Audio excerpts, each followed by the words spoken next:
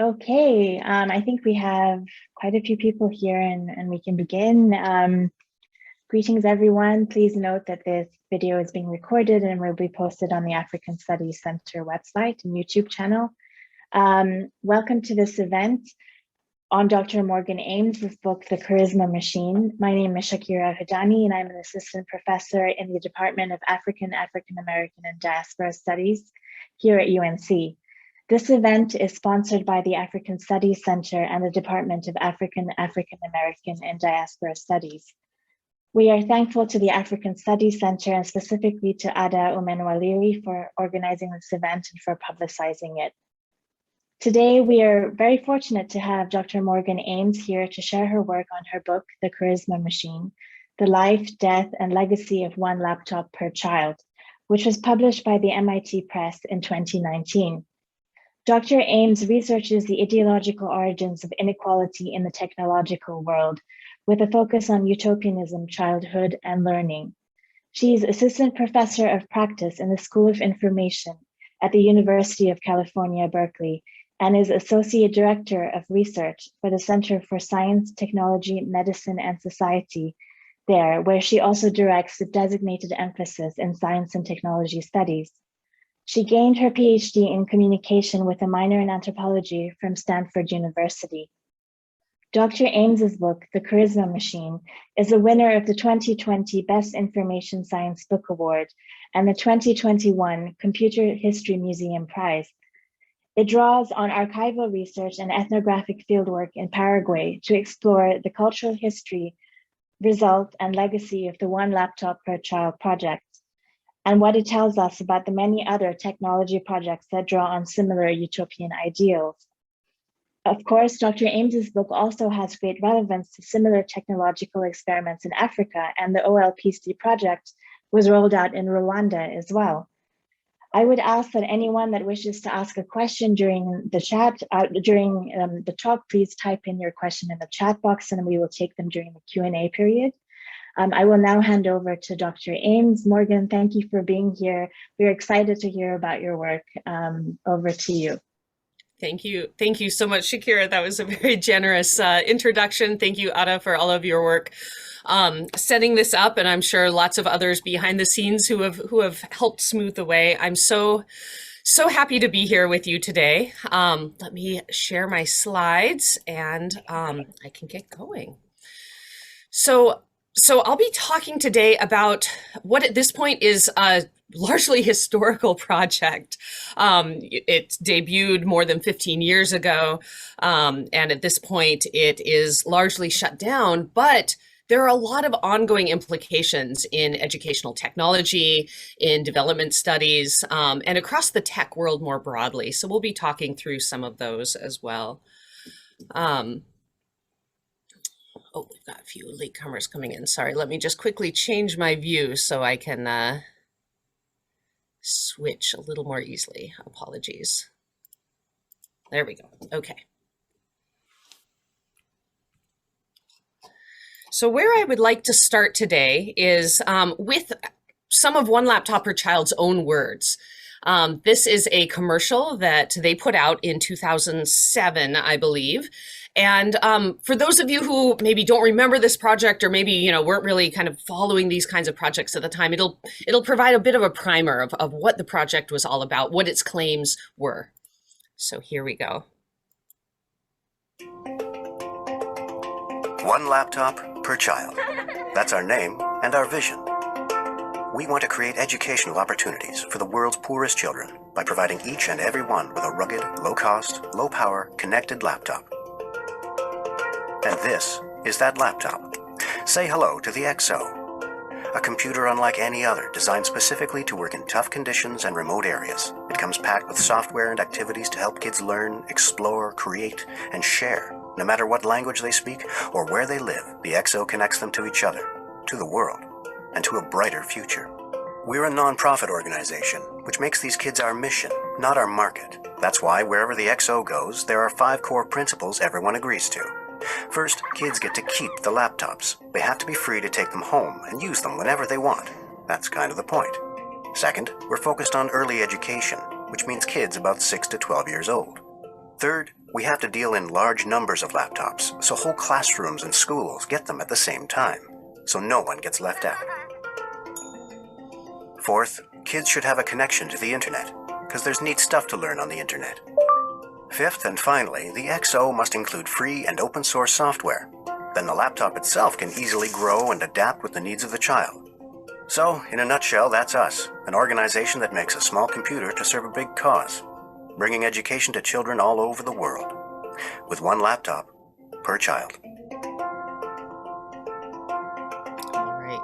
And there's an Amazon link there at the end, which I'll explain in just a moment.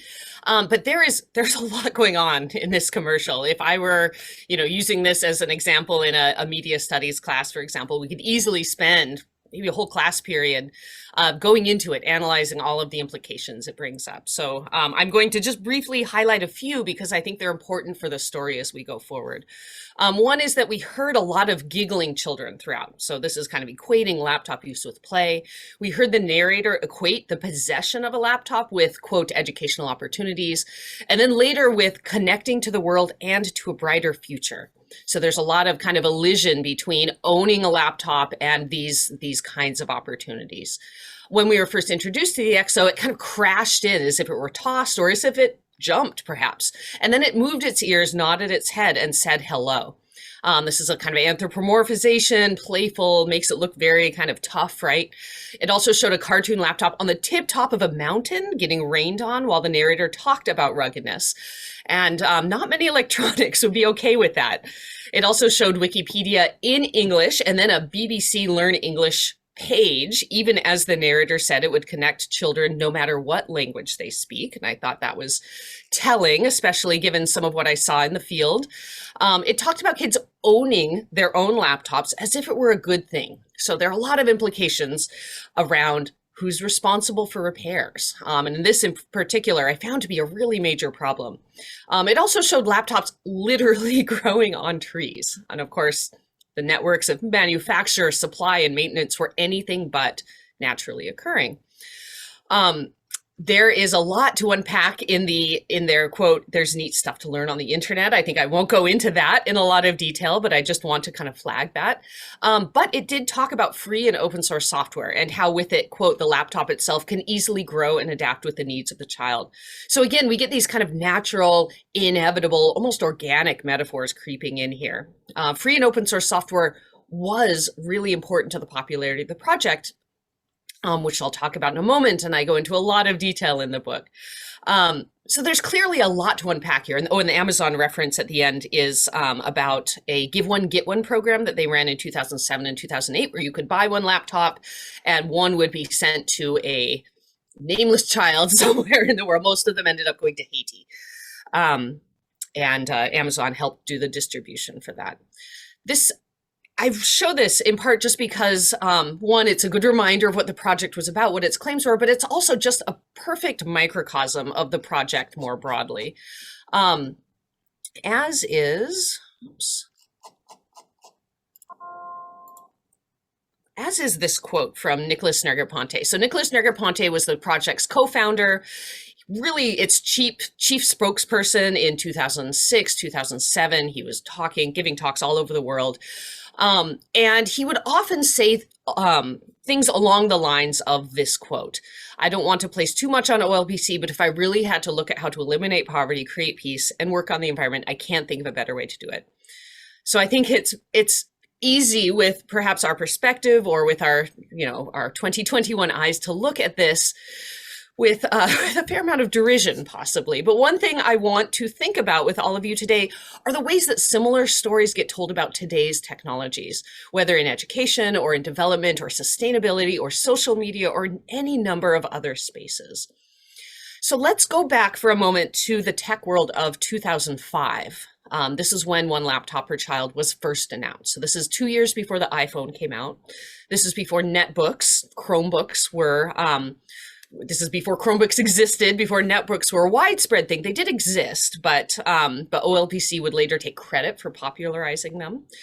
This is before makerspaces were a really big thing, before MOOCs. That was kind of 2010s, early 2010s. There had been several waves of video-assisted mass education movements before that. And this was before the tech-heavy charter schools really took off as well. So, so this was meant to be this revolutionary project for children all across the global South.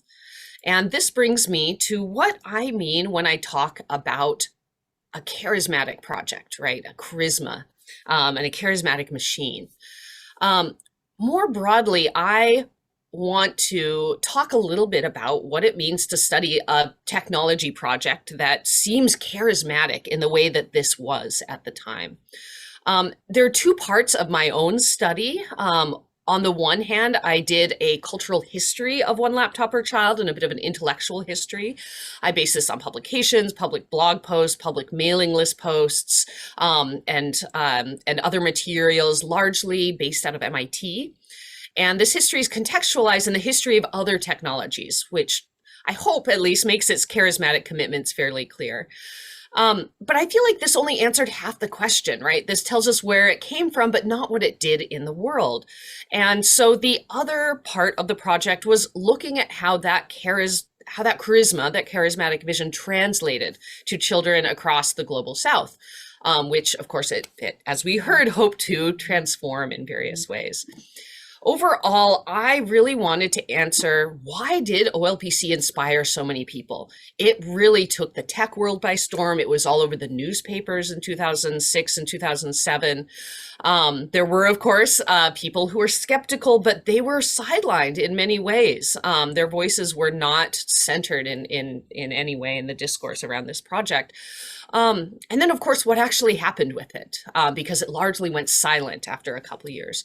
And of course, more generally, what can this tell us about other development projects, other educational reform projects, tech design more broadly, engineering worlds, or our own technosocial lives? So this is hopefully more than just an account of One Laptop Per Child. I want it to be a bit of a cautionary tale about the kinds of technology hype that we read in the newspaper every day. We see how technologies can become charismatic and then what the consequences of that charisma can be. Right. Sorry, there we go. So a few things that I want to just kind of distinguish around a charismatic technology. You might think, well, is this kind of a fetish object, right? Is this something that people are kind of fixated on? And I say there's a little bit of a distinction there. Usually fetish objects, people are kind of obsessed with the material object, right? And that is the source of power. Here, the object itself, as we'll see, was a little bit frustrating to use. It was not a great experience to use this laptop. What was charismatic was really the kind of possibility or promise of action. It was more symbolic, right? In other words, what was important was not what the object was, but what it promised to do. So there's this kind of sense of purpose, direction, and conviction that it gave people working on the project. It really made progress seem inevitable. They thought, once we get these laptops out there in the hands of kids, everything else will follow, everything else we want. As a consequence of that, though, it foreclosed alternatives. You know, if people said, well, why don't you, fund teachers better? Why don't you open more schools? They were like, no, that is treading water. That is the status quo. This is going to be transformative, right? Ironically, I'm going to argue that it relied on appealing to the status quo in various ways. It was in some ways ideologically conservative. All right. So I'm going to get into that last piece first and trace just briefly that cultural history that I mentioned. So Nicholas Negroponte was the spokesperson for this project. But, and was definitely the most recognizable kind of person attached to it. But he very actively credited the idea for the project to Seymour Papert. He would often say things along the lines of this quote: the initial idea for this project came in the late 1960s and early 1970s, when a man named Seymour Papert made a very simple observation, and that is that children learn different. I think there's a channeling of the Apple Think Different campaign here a little bit, when they write computer programs, because the act of writing a computer program is the closest you can come to thinking about thinking. Now, there's a lot of kind of strange pieces. So Seymour Papert was a professor at MIT, a fellow co-founder of the Media Lab. Negroponte makes him out to be just kind of a regular old guy in this case, but he was in a pretty powerful position. And there's this children writing computer programs piece, which is already kind of a jump, right? And then this last phrase, writing a computer program is the closest you can come to thinking about thinking. Now, it turns out this was a core piece of a learning theory that Seymour Papert was known for called constructionism. And it wasn't just attached to one laptop or child, it was attached to a number of other projects. So this is Seymour Papert at the kind of early on-ish in his career, probably the 1980s. In 1980, he published a best-selling book called Mindstorms. This was a New York Times bestseller. It talked about the Logo programming language, and Papert argued that children, even very young, could learn to program, could learn abstract thinking. Papert studied under Piaget, but he adopted pieces of Piaget's constructivism. There's a very similar name there, obviously, between Piaget or constructivism and Papert and constructionism. Sorry, but Papert took it one step further, and this is where MIT's influence came in. When he joined MIT Media Lab, he joined Marvin Minsky's lab. Marvin Minsky is a well-known artificial intelligence researcher, has recently come under question. He passed away a few years ago, but he was potentially attached to Epstein. But he's been known for many years as a kind of divisive and certainly very powerful figure. So Papert worked with Minsky in his lab, and Minsky's lab was really a center for a lot of people in the hacker community to get together, not just around artificial intelligence questions, but around just playing on computers. And this really influenced Seymour Papert. So when he joined MIT Media Lab, he found this wonderful community of people making computer games, people having little competitions on these PDP computers. And he said, at MIT, I had my first experience of the excitement and the holding power that keeps people working all night on their computers. I realized that children might be able to enjoy the same advantages, a thought that changed my life. So this is the key that, that Seymour Papert integrated into constructionism, that computers were the key to kind of unlocking these higher level abstract thinking, to scaffolding into abstract thought. And he really did make it his life's work after that. He talked a lot about the group's quote, wonderful sense of playfulness that he had experienced there on brief visits. This came together, he says, in Mindstorms, in all-night sessions around a PDP-1 computer that had been given to Minsky. It was pure play. So here, again, we get a little bit of a collision between computer use and play. So something I go into a lot more detail in the book, but I do want to touch on here is the way that this kind of technical play ended up being attached to boyhood in particular. And I don't want to make any sort of claim that only boys play on computers, but culturally, especially from the 1980s on, computer games and computer programming became culturally something that was often shown as something that boys did, right? Movies, we saw this. And in fact, Seymour Papert himself collaborated with Lego to make the Lego Mindstorms kit. You could just look at the marketing of this, right? This is very much marketed towards boys. There's of course, kind of marketing and media angle to this, but there was also an angle that I center around nostalgia, and I call this nostalgic design. So Papert was old enough, he didn't have computers in his childhood, but he does actively draw on these early experiences with computers at MIT when he was a assistant professor there just starting out as a source of inspiration. And he actively encouraged people in his classes to draw on their own childhood experiences in designing children's technologies as well. Of course, the problem with this is that it comes with all sorts of different kinds of assumptions about who's a natural, what kinds of things come naturally to children.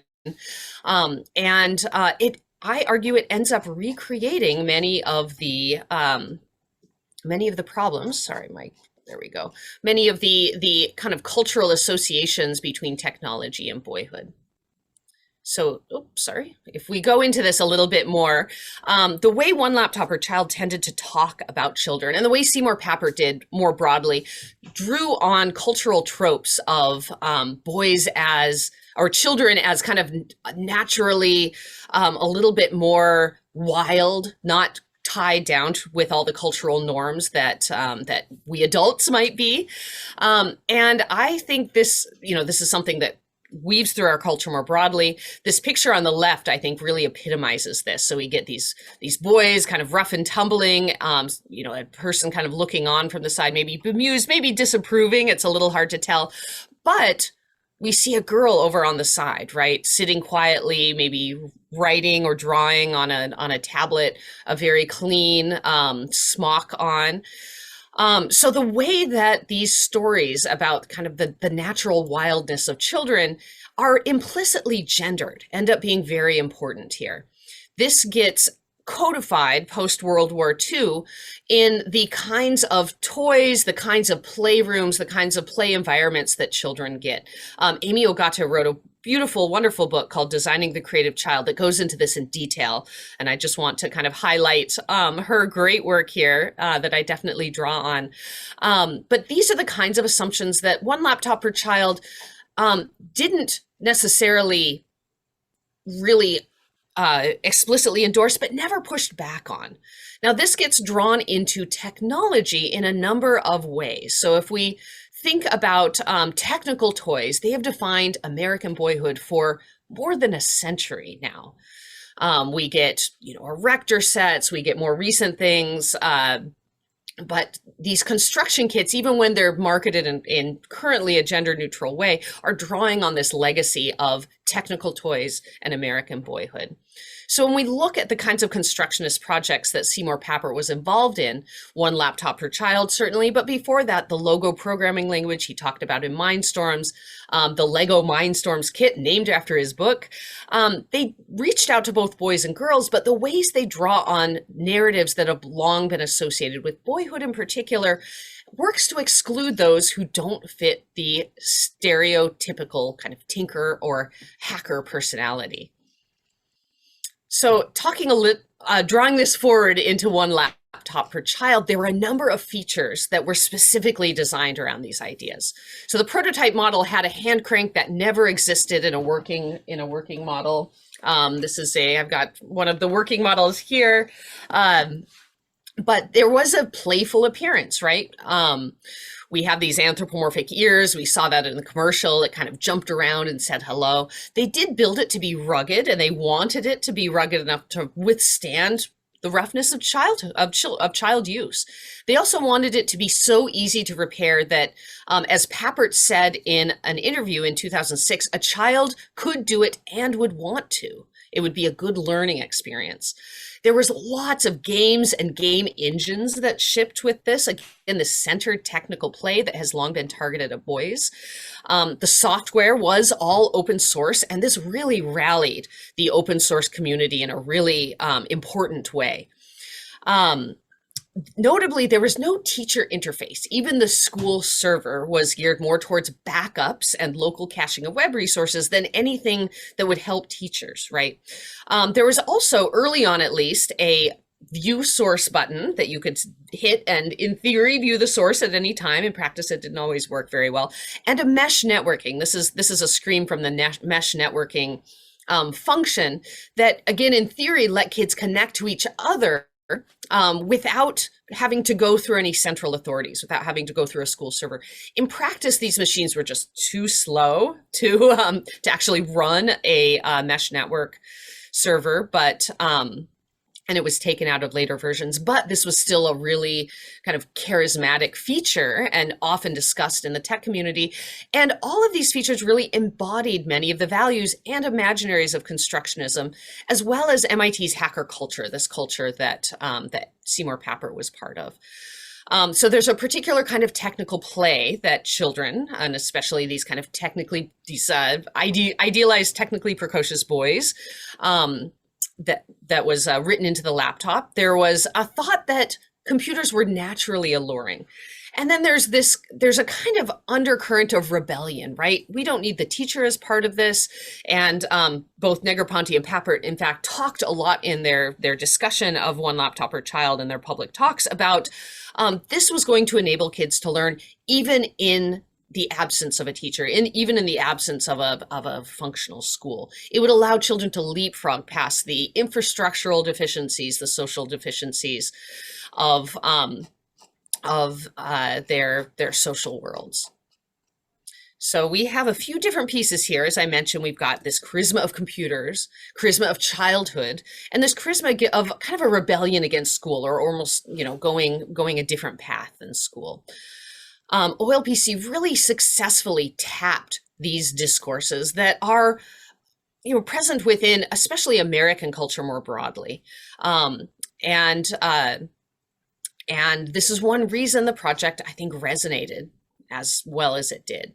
So I just want to revisit these ideas about what makes a charismatic technology. We have these promises in the world, these laptops are going to get out there, children are going to use them, fall in love with them, play with them, teach themselves. This really gave people a sense of purpose, direction, conviction. It made this seem inevitable, right? The ideologically conservative part, though, is the way that these narratives echoed these tropes within American culture, right? Of the technically precocious boy, of children being a little bit kind of wild outside of culture. So this wasn't this, they framed this as, well, it's not cultural appropriation because it's because children are not yet enculturated, right? So there was a kind of elision there. So I want to talk now about how this vision translated. I've given you the overview of the project, a little bit of the history, but I want to outline what the bulk of my book actually focuses on, and that's what happened to these laptops when they were put to use. So certainly documentaries like The Social Dilemma portrayed the tech world as puppet masters, able to force people to follow their will, right? And One Laptop Per Child very much framed the project along similar tech determinist lines, although in a much less ominous way, obviously. We saw that in that opening commercial, right? Project leaders often reinforced those same kinds of messages in public, mailing public talks, mailing list discussions about the project, that children would want to use these laptops. And this brings up a particular kind of model of cultural change. Walter Bender in 2007, he was the chief of software, said, this is in some ways a Trojan horse. Governments are buying into this because it looks like a terrific way of creating a computer savvy workforce, fighting brain drain, essentially bursting into the 21st century. But what it really is also a backdoor into overhauling the entire education system of a lot of the countries we're talking about. Later on, Nicholas Negroponte said, we'll take tablets and drop them out of helicopters into villages that have no electricity in school, then go back a year later and see if the kids can read. And his implication was, of course they can. Never mind, how are they going to charge these, right? So we see, for one, a very simplistic model of cultural change, right? Very tech determinist, but even more so, I want to highlight that the agent of change here is the child with a laptop, right? It's not the child's family, it's not the child's schools, it's not the kind of broader culture that they're part of. It's really the child. And so if this fails, the assumption is that the child was the one who didn't take it up. And I think that is something that I find very troubling, which I'll also bring forward as we go into this. So in looking at how this project translated, let's see, yes, I talk about that in a moment. Okay, so there are a few questions I ask. One is, how are these used in the classroom? Because in a lot of cases, they were actively kind of incorporated into the classroom. But because One Laptop Per Child was so convinced that most of children's learning would happen outside of the classroom, I wanted to ask, what do children do with their exos in their free time? And then what does this tell us more broadly about, not just the project, but about utopianism and design in the tech world more generally? So One Laptop Per Child was Negroponte in his talks often talked about One Laptop Per Child and Africa, and he used incredibly problematic language. It was a very kind of heart of darkness sort of moment.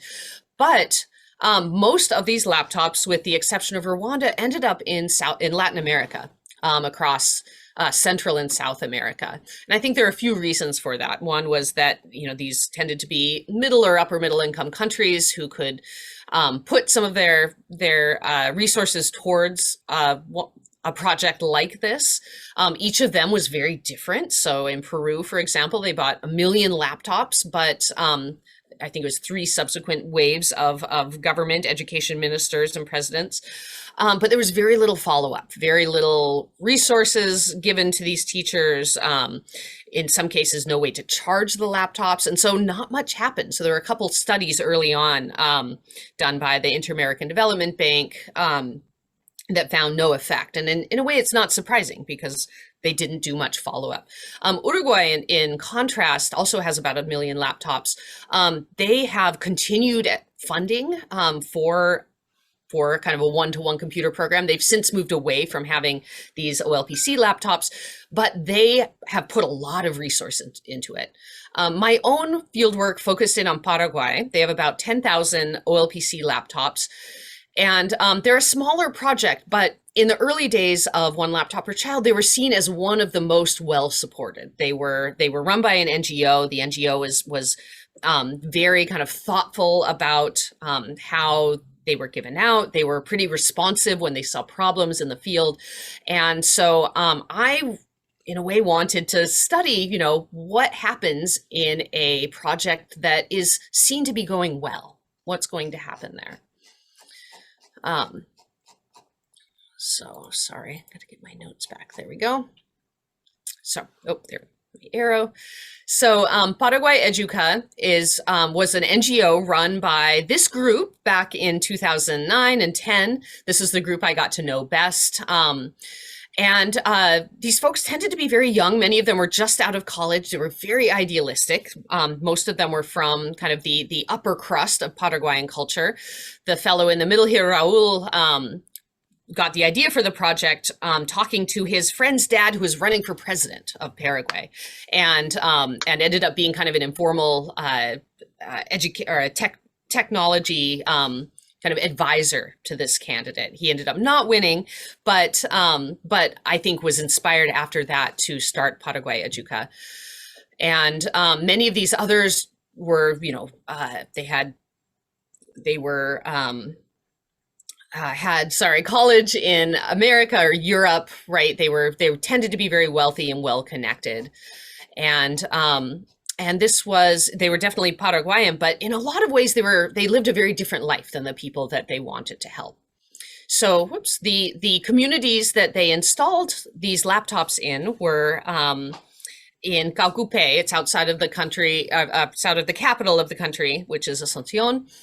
And they didn't just give these out, like Nicholas Negroponte said. They did a lot of work to build out the infrastructure to make them work. So they put in the picture on the left, just a little bit behind this girl in the pink, you can see kind of a tower, a rebar tower that's red and white. This is a big WiMAX tower. They installed these at every school. They were all sharing a WiMAX connection donated by Personal Telcom. They also installed access points. This middle picture shows one of the technicians installing one of the access points in the school. And then the picture on the right shows one of the school servers kind of in a cage. And again, this was kind of for backups. They also had to install electrical outlets in most classrooms. The classrooms, of course, did have electricity. They had lights, but they previously didn't have a reason to plug things in. So most of them did not have electrical outlets. So this was a lot of upfront infrastructural work. Paraguay Educa also took very seriously the role of teachers in this project, which again was a departure from One Laptop Per Child. They ran for the first phase of the project, they ran a 1-week teacher training program. And for the second phase, they ended up running a 3-week teacher training program. A lot of this program was focused on how to get on the internet, how to use email. Back in 2009 and 2010, when these programs were run, the number of teachers, the percentage of teachers in Paraguay that had a laptop or had any computer, access to a computer at home at all, was around 10%. It was very low. So many people just needed to learn kind of basic navigation around the computer. And this computer was different than others. And so they had to learn a kind of a different model, right?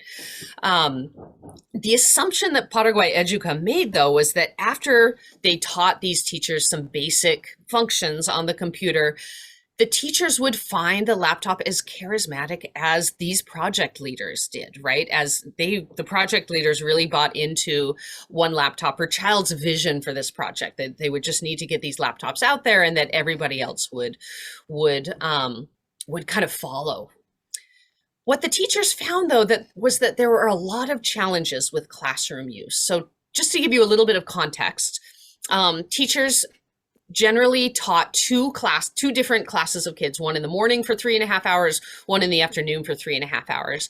In each of those 3.5 hour periods, they had to cover 4 subjects. And again, with a separate set of kids in the afternoon. They tended most of the schools did not have textbooks. They didn't have photocopiers, paper, supplies. Many teachers brought their own chalk, and kids brought their own notebooks and pencils. On top of all of this, teacher pay was very low. They were public workers. They were not subject to minimum wage laws, and they had no benefits. And in fact, they were striking on alternate Thursdays all during my field work, working for benefits. And so there was a lot of tension already around what teachers were asked to do in the classroom and what kind of compensation they gave. And in the first year, the teacher said, this project looks nice, but I don't have time for this. I don't have time to learn this machine. I don't have time to overhaul my curriculum. And many teachers told me they saw this as a little toy. It was a very kind of toy-like looking computer. So Paraguay Educa, again, to their credit, noticed this problem. They said, wow, the teachers are not using this. The kids are not using this. This project is not going the way we want. And they hired full-time teacher trainers for every school. This was ongoing social support to foster use in the classroom. But this is a piece of a project that is expensive and hard to scale. Oh, I hope my signal is okay. I just got a slow.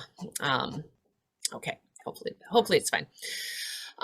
So these teacher trainers helped, but there were other things that got in the way of use as well. One was breakage. So when I was there, about a year into the project, about 15% of these computers were unusably broken. They had blank screens, their motherboards were dead, they wouldn't turn on. And this really certainly complicated classroom use, right? You couldn't rely on everybody having a laptop. A lot of other laptops, up to maybe 30 or 40% more, weren't completely broken, but had issues with them. And these 2 laptops that you see here have that. So the one on the right, you see some tape over some of the keys. You see some broken pixels on the screen. On the left, you can kind of see a lot of stuff around the keyboard. The kid's been kind of coloring around it a little bit. Both of these are being kind of, repaired as best they could by the tech service team, which rotated between all of these schools every week. But these made these laptops a lot harder to use, just these little niggling problems. And it turns out that these laptops were not really repairable. You had to have these specialized parts to repair them. And certainly kids did not know how to do it themselves, as one laptop per child had promised. In fact, one laptop per child was so confident that these would be really rugged that they didn't provision access to repair parts. Uruguay, which was a much larger project, Plan Ceibal in Uruguay, ended up contacting the manufacturer directly and organizing shipments. Paraguay was small enough. They were not kind of a big enough player to do that, but Uruguay very kindly sold them some of their parts. And so they had a supply of repair parts along the way. But again, this is an ongoing expense for these kinds of projects that was really going against the promises that one laptop per child made. Beyond this breakage, though, I found about 2/3 of kids really were not interested in these laptops. They would rather go out and play soccer with their friends. They would rather, they were sometimes obligated to help families with childcare or businesses or other things. And many of them just really did not find this laptop compelling in any way, right? One boy of one of the teachers, a son of one of the teacher trainers, in fact, told me that, he hadn't opened it for months. He just didn't find it all that interesting. So this really kind of subverts this claim that access is enough, right? That just having a laptop is enough. It also brings agency, I think, back to the children and really centers them, right?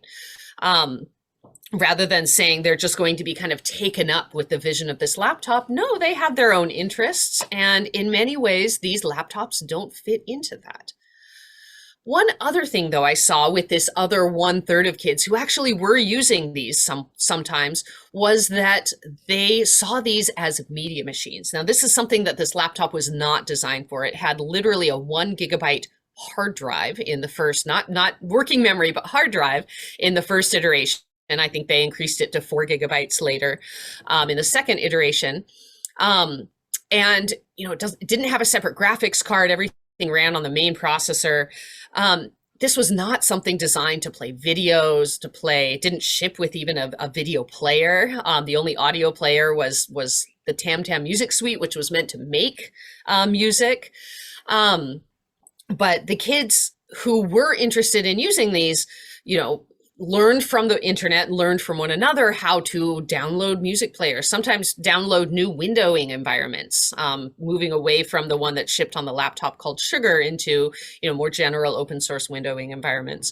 And in many ways, we're really kind of creative about how they used these machines, not designed to play media as media machines. So in some ways, I celebrate these kinds of uses, right? They were motivated enough to really retrofit these. On the other hand, though, I was, I guess, disturbed. The critical media studies person in me was especially disturbed by the fact that there were a number of companies who took advantage of this. So on the left, we see a screenshot from a game that Nestle commissioned a Uruguayan game company to make. Batovi, called Vascolet. This is a character that's been common across Latin America for I think since the 1970s. It's a kind of Popeye-like character, but instead of eating spinach, he drinks chocolate milk and gets a power-up, of course, Nestle chocolate milk. And so there were whole games built out for the XO, for these laptops, that were heavily branded by Nestle. Similarly, Nickelodeon ran a contest that was heavily branded. Personal Telcom, which donated in Paraguay the WiMAX, branded lots of the events in Paraguay. This was a picture I took at one of the Paraguay Educa's events on the right here with Personal flags all over it. So a lot of people took this as a marketing opportunity, right? This is something we see across educational technology more generally today. Things are branded, there's marketing to even very young kids through these platforms that are meant to be educational. And as a critical media scholar, I'm very critical of that kind of access and influence on children's lives. One thing that nearly everybody, even those who didn't use the laptops very much, found charismatic, though, was the internet. And I found this even with teachers. One teacher who was trying to run a meeting with other teachers said, we had a meeting of phase 1 teachers. This was that kind of first wave rollout in Paraguay. And everyone had their XOs, were checking their email, everyone looking at their screens and not paying attention. Then we turned off the internet and the whole room closed their XOs and began to pay attention. So of course, this is something I think we are all very familiar with. These days, of course, we do everything. I give talks and you listen to me all through our computers. But it really highlights the use that most people put their computers to. And this came up in classroom use as well. So when, if you can imagine in a classroom, maybe 30% of kids didn't bring their laptops that day anyway. They were either broken or discharged. Those who did bring them maybe didn't charge their laptops or had uninstalled maybe some of the programs on the laptop. If you were a teacher faced with that kind of situation, you'd say, okay, the easiest thing to do is to adapt an existing lesson plan to just incorporate the internet. So I saw things like, we're going to be learning about the national poet of Paraguay.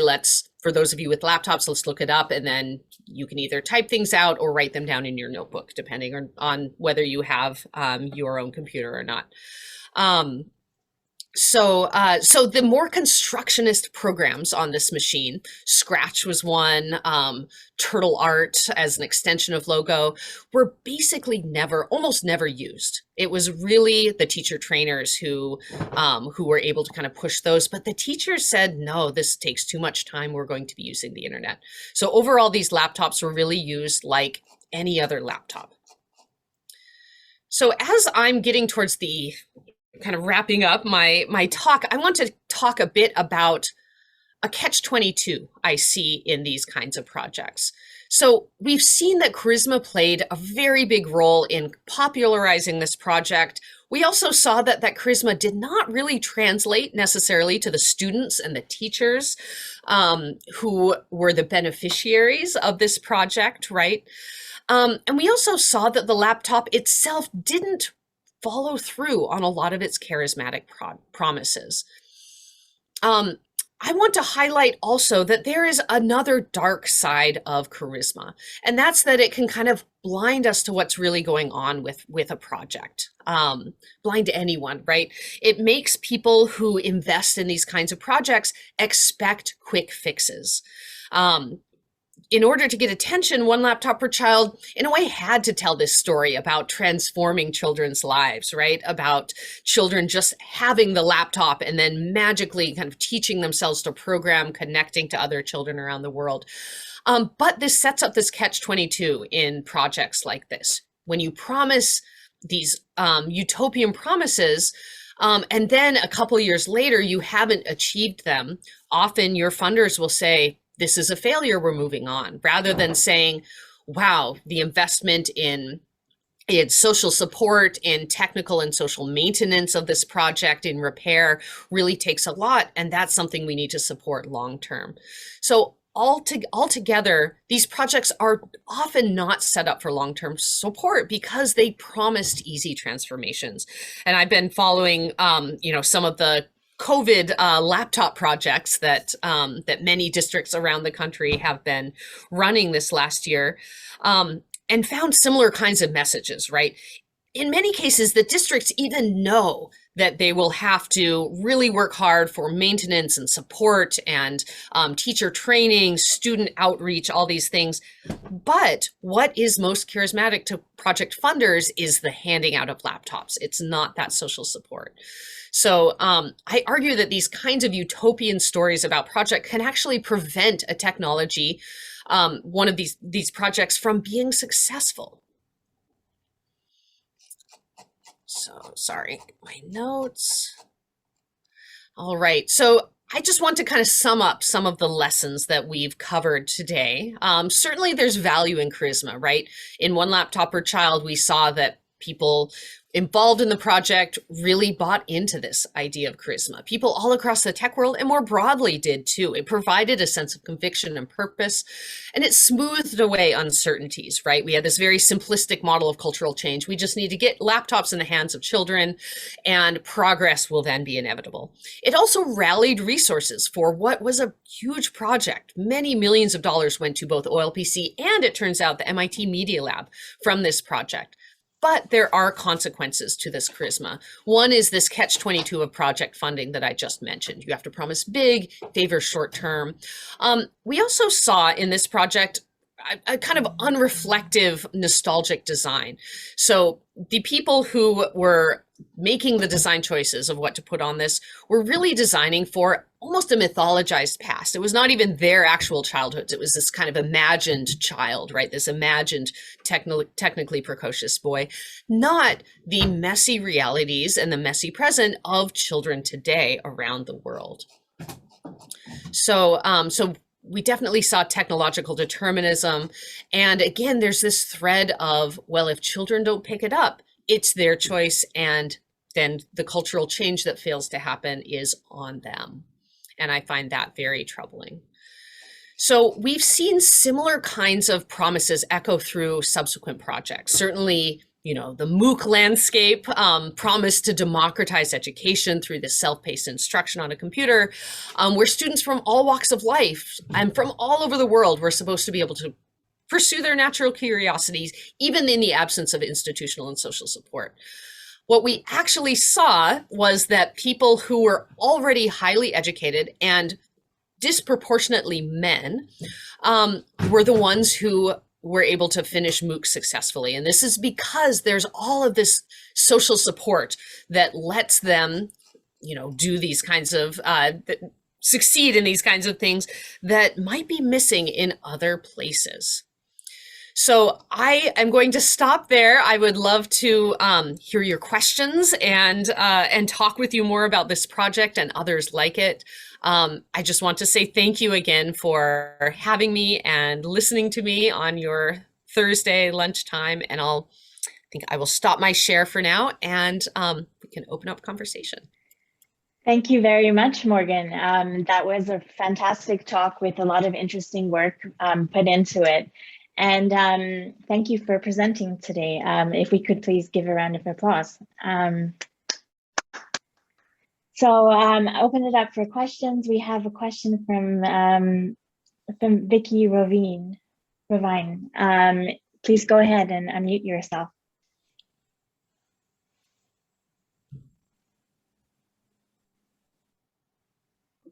Okay, I think, okay. Erin Raven has a question. Please go ahead.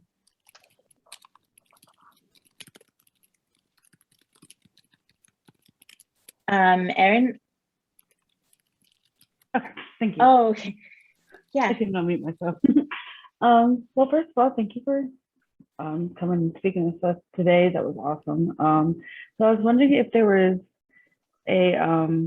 with what they were trying to accomplish, do you think there is a way that it could have worked? Or is there like something that could have changed that it would have been more effective? Or you think it was just like completely different than just one laptop, like just redoing the whole thing? Yeah, oh, it's a great question. Thank you for that. So it's always hard to know for sure, right? I think that there were a number of things about this machine that just made all of these projects really difficult.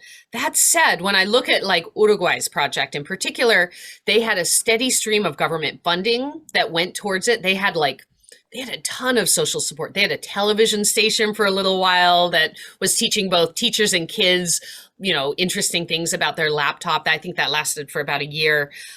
They had a countrywide tech support team.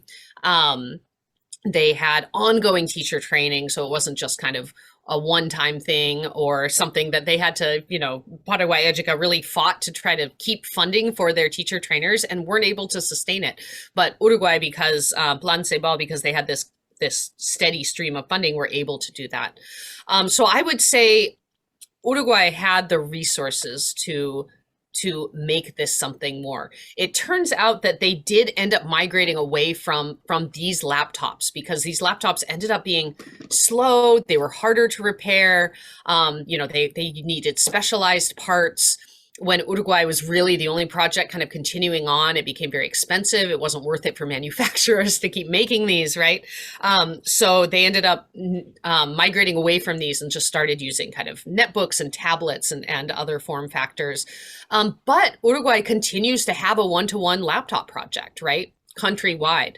And so I think that the resources that they put towards it really made a difference. That said, it wasn't the transformation that one laptop per child wanted, right? We didn't have, a whole generation of kids who fell in love with computer programming and really kind of learned the ins and outs of computational thinking. Through that, we had a kind of typical one-to-one program where some kids got into it. A number of kids just kind of used them in the classrooms when the teachers used them. And certainly, their literacy numbers for one-to-one programs, literacy tends to go up if they're well supported. And obviously, technical familiarity, knowing how to use the computer goes up. And those are really the main two effects that well-supported one-to-one programs have. And I would say Uruguay as a one-to-one, well-supported one-to-one program, found those kinds of effects. But yeah, really wasn't what one laptop per child had imagined. We have a question from Dr. Rafael Buria. Rafael, why don't you unmute yourself and ask your question? Yes, thank you so much for the nice presentation, Morgan.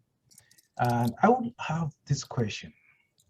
From your talk, it looks like there were so many challenges when they were trying to implement the program or the project.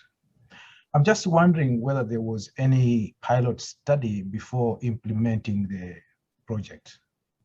And if there was, what kind of information did the analysis provide to those who wanted to implement the project? Thank you. That is a great question.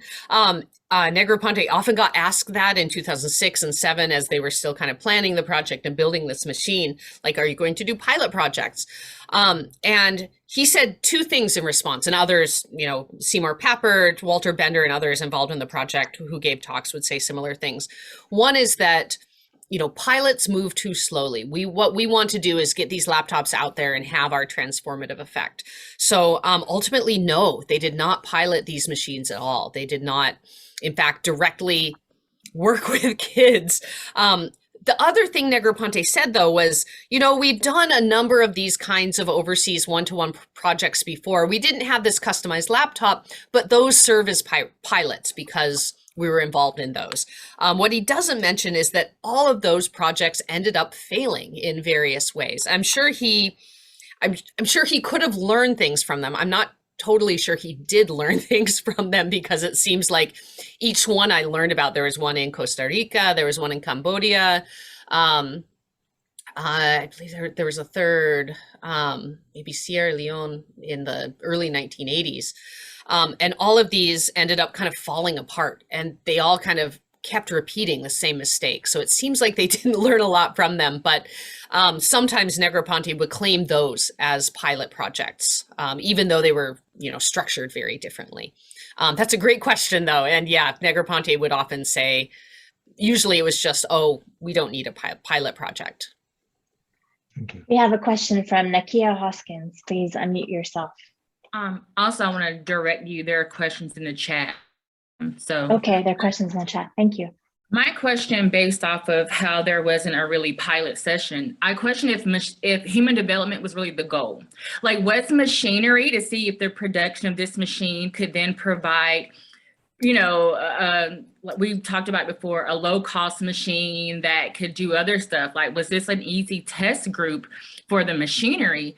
And human development wasn't really the goal. Therefore, we didn't see a lot of improvement in these areas. So I do question, and often am skeptical again, of these do-good projects that really have another agenda. Absolutely.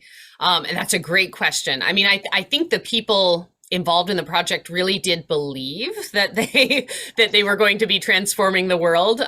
They did have a very simplistic view of development, right? They just pinned it on kids with laptops and said, this is going to magically happen. It's interesting too, a lot, they would get asked sometimes, why don't you have these in the US? There are lots of places in the US that could use these too. And I think their answer, at least sometimes, some of their answers were telling. They'd say like, the politics of getting in there is too complicated. The problems are too complicated. It's way easier to go overseas. And that was like a light bulb moment for me. That's like a big red flag, right? Like thinking that somehow problems elsewhere were simpler than in the US. I just, I thought that was very, very telling. Not to say that there aren't kind of issues everywhere, but I think there was definitely a kind of othering of kids across the global South, of countries across the global South, of being like, oh, they'll be easier to change, they'll be easier to remold in our vision. The question about is this kind of a test bed for new tech? I think ultimately because they were really, they didn't sell these on the general market except through this Give One, Get One program. And that was just to kind of raise, I don't know, to publicize it more than anything. I think that it wasn't necessarily, they weren't kind of testing this out for the broader market per se, but I still think there are a lot of kind of very problematic threads yeah. So thank you. That's a great question. We have a question in the chat, and also Opelua Taiwo has his hand up. Please go ahead and unmute yourself. All right, thank you. Actually, my question is about the socio-cultural factor, because I realized that such project like this was conducted in Africa, especially in Nigeria some years back, and this same problem persists. So I want to see if it is possible to take away the social factor from technology in order to see that things works out, because this is 21st century anyways. If it can work somewhere else, at least it should work in other places too. So is it possible to take away the social factor in order to ensure that technology works?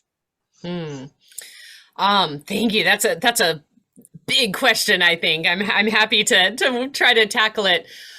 When I look at these projects, it certainly still happens all the time in ed tech, and I think in a number of development projects too, right? The technology is meant to fix social problems, and in some ways, I think that the idea that technology can fix social problems is in a way kind of removing that social piece. I'm not. I hope this is kind of what you mean, right? Like the technology itself is going to kind of transform things, cause development or education in the case of ed tech. I think the issue always is that the social issues that people are highlighting are so entrenched. If anything, the technology is often a bit of a distraction. I look at many of these kinds of projects and think we're going to have to address infrastructural challenges, kind of long-standing patterns of extraction and exclusion on a global scale, and and potentially on a local scale too. And then we can think about bringing a technology in, right? I worry that in so many of these cases, and I one laptop per child certainly, but I think in other cases too, technology almost ends up being a distraction from these larger questions of these deep injustices that go back many decades, right? If we really wanted a technology project to succeed, to have to be incorporated, to have an impact, we almost need to solve all of these social inequities, these social injustices first, before we introduce it. Otherwise, in many cases, it ends up entrenching the same kinds of problems. That's somewhat simplistic, I do have to admit. I think that there are cases where there's kind of a complicated interplay. And in fact, we saw a little bit of that with Paraguay Educa, right? They had to build out a lot of infrastructure in order to have these laptops in the schools. But as a general rule, I would almost decouple, a kind of technological fix with the kind of, social remedying of infrastructural and social injustices. We have a question from Quinn in the chat about what are your thoughts on how researchers can avoid falling into similar charisma traps? And maybe also a good time to talk about your use of charisma in this context too. Yeah, sure. It's a great question. I wish I had a great, here's what you do kind of answer. But it's tough. I mean, if you've been involved in these kinds of projects, for one, it's the stories you have to end up telling to get funding, right? And if crap, this is probably going to make it really hard to get ongoing funding, that it's still kind of an expectation that you have those kinds of, compelling, really charismatic, ultimately often utopian kinds of stories to get attention in the first place. And I think so many people get caught up in those stories. I would say if I were able to kind of snap my fingers tomorrow and magically change everything, I would love the funding landscape for education projects, for development projects, for social justice projects to be, very realistic, to promise incremental results, to really have kind of long-term visions over 10 or 20 or even longer years, and to get funded for that. In the absence of that, though, because I think these projects still do have to tell these charismatic stories, I would just say, for those involved in them, as best you can, kind of stay grounded, right? Really continue to connect with or be part of, hopefully, the communities that these projects are impacting, and be attuned to the complexities and those kind of deep systemic inequalities that make these charismatic stories, on the one hand, compelling, but on the other hand, impossible to actually enact. And try not to get caught up in the charisma yourself. And it's a hard task. It makes for longer, more involved projects, but I think that really just kind of being grounded in the kind of lived realities of the communities that these projects are meant to move into and to interact with is one really great way of kind of resisting that charisma for yourself.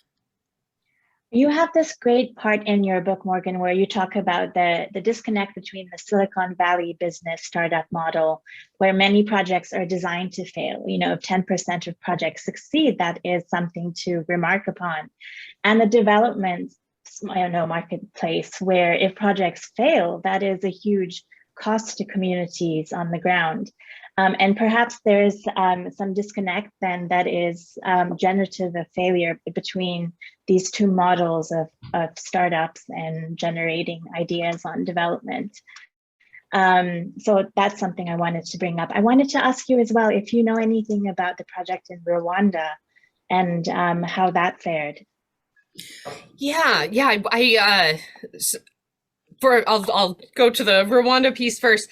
I got some good updates. I had a friend who spent some time both in Rwanda and with a small pilot project in Mozambique.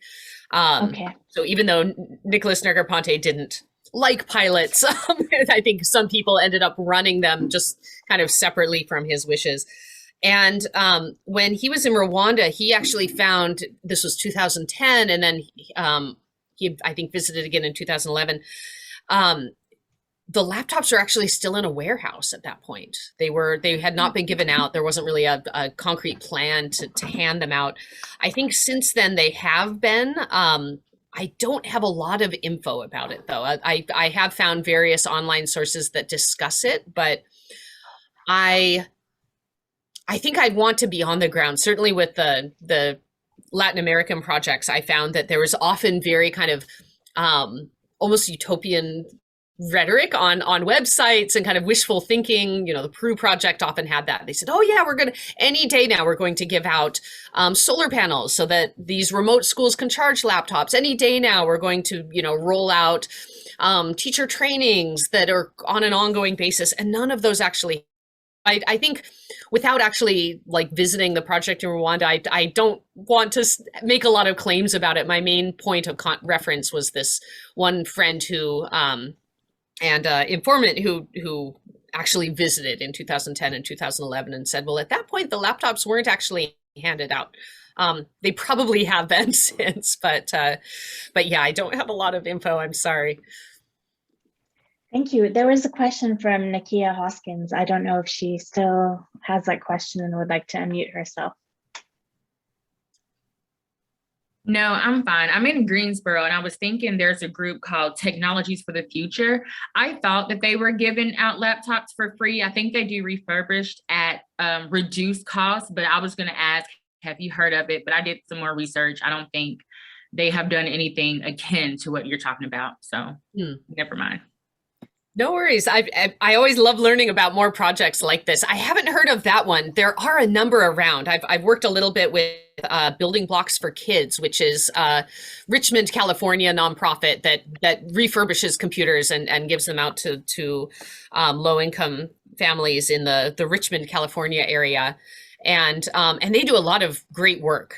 They've had to scale back their technology side a little bit to focus more on, they focus a lot on health and childcare and such too. But I think these kind of community-based nonprofits, again, not knowing that one in particular, but a lot of these community-based nonprofits do incredible work over many years, right? And are really attuned to what the communities that they exist in really need. We have one question from Omar Farag.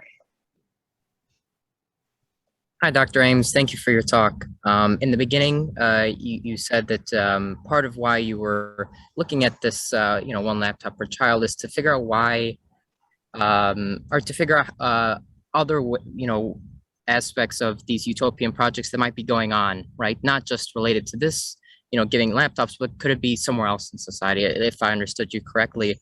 I was wondering if you saw that today in 2021, and it doesn't have to be related to just technology, but I think, in the COVID landscape, it's only, we've heard a lot about different social injustice problems and that have already, existed before. And there's, again, this flaring up of rhetoric of development. And yet I can imagine that there probably are big time development projects that are making these same mistakes that OLPC made.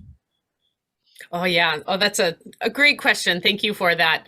I think it's been interesting this last year and a half when we've been forced to move so much of education online. I watched my poor kindergartner struggle with Zoom and then learn to switch away from Zoom and watch YouTube during class, right? I think a lot of kids kind of discovered the kinds of multitasking that we probably are all somewhat familiar with on laptops and we've seen in students and et cetera, right? And our peers.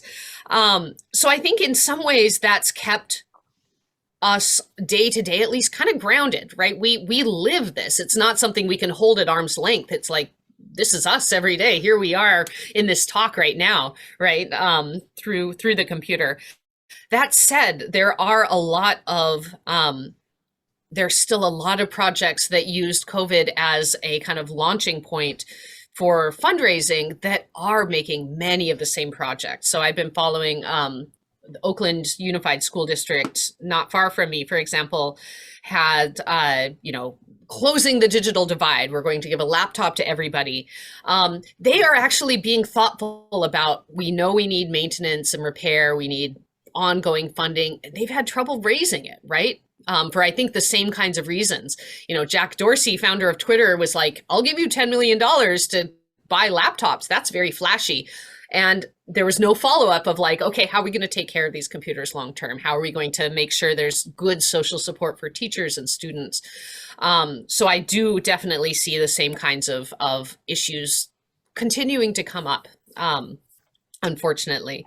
Yeah, I wish I could say we've learned these lessons and we can take these projects, really focus on these long-standing inequalities, really build out infrastructure, really build out maintenance and support networks. But and I think some people are trying, but it's really an uphill battle to get that funded, especially if you're relying on philanthropy for it. Well, we're just about out of time, and I would, if there are no more questions, I think I will close and thank Dr. Ames very much for coming here. Thank the African Studies Center and the African American and Diaspora Studies Department and the students in AAAD 391 who are all here today.